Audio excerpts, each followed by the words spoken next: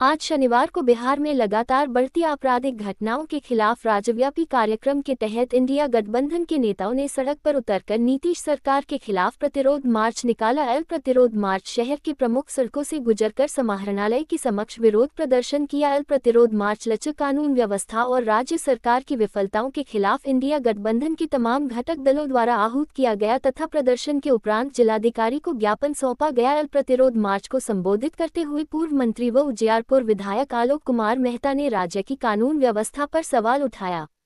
उन्होंने कहा कि जदयू बीजेपी सरकार के राज में कानून व्यवस्था का दिवाला निकल चुका है। बदमाश सरेआम कानून की धज्जियां उड़ा रहे हैं।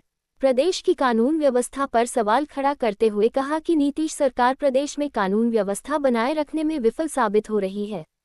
बिहार में अपराधी खुलेआम मनमानी करते घूम रहे हैं। एक के बाद एक आपराधिक घटनाएं हो रही हैं, मगर सूबे की नीतीश सरकार के कान पर जूं तक नहीं रेंग रही। उन्होंने सरकार से सवाल करते हुए कहा कि क्या बिहार सरकार ने अपराधियों के सामने आत्मसमर्पण कर दिया है। श्री मेहता ने कहा कि नीतीश राज में अपराध चरम पर है और सरकार इसे रोक नहीं पा रही है। उन्होंने कहा कि बिहार में बेहद तेजी से अपराध का ग्राफ बढ़ रहा है तथा कानून व्यवस्था पुनर्तः चौपट है। बढ़ते हुए अपराध की घटनाओं से पूरा बिहार आहत है और बिहार की छवि पर भी प्रतिकूल असर पड़ा है।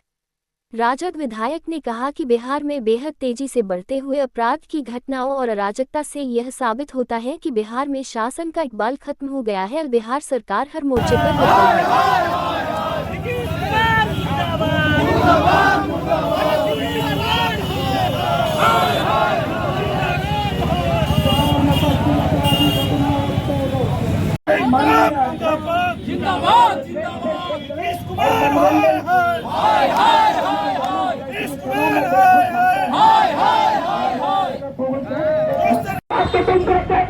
ऐसे हो जाना शुरू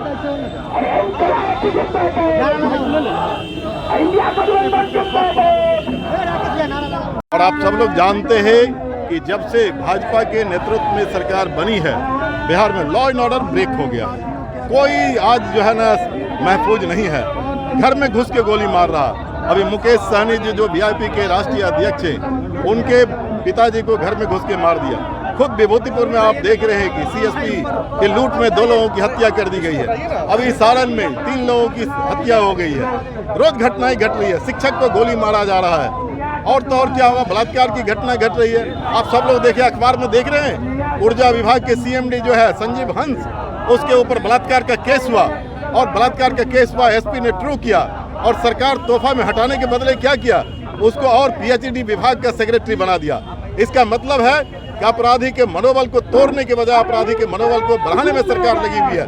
और इसीलिए चेतावनी देने के लिए सीपीएम, सीपीआई, माले, राजद, कांग्रेस, वीआईपी सब मिल करके पूरे बिहार में चेतावनी रैली आज कर रही है। हो रहा है, आप देख रहे हैं कि किस तरह सिर्फ समस्तीपुर की बात न की जाए, पूरे बिहार में अपराध जो है वह बेलगाम हो चुका है। आम आवाम सुरक्षित नहीं है, चाहे वह आम हो या खास हो, सभी लोग डर के माहौल में हैं। जब हमारे नेता श्री लालू प्रसाद यादव जी का राज था, जब गरीबों का राज था, तब लोग कहते थे यही विरोधी की जंगल राज है। आज मैं इस सरकार से पूछना चाहती हूँ कि आखिर यह कैसा मंगल राज है जिसमें न नेता सुरक्षित है न आम आवाम सुरक्षित है। तो मैं सरकार से मांग करती हूँ कि गिरती जो लचर व्यवस्था है कानून का, कम से कम यह तो वह सुनिश्चित करे कि हर एक आम आवाम अमन और चैन से जिए। आप समस्तीपुर की घटना देख लीजिए, विभूतिपुर में पिछले दिनों किस तरह रुपया लूटकांड में 2 लोगों की हत्या हो गई, एक महिला और एक पुरुष की।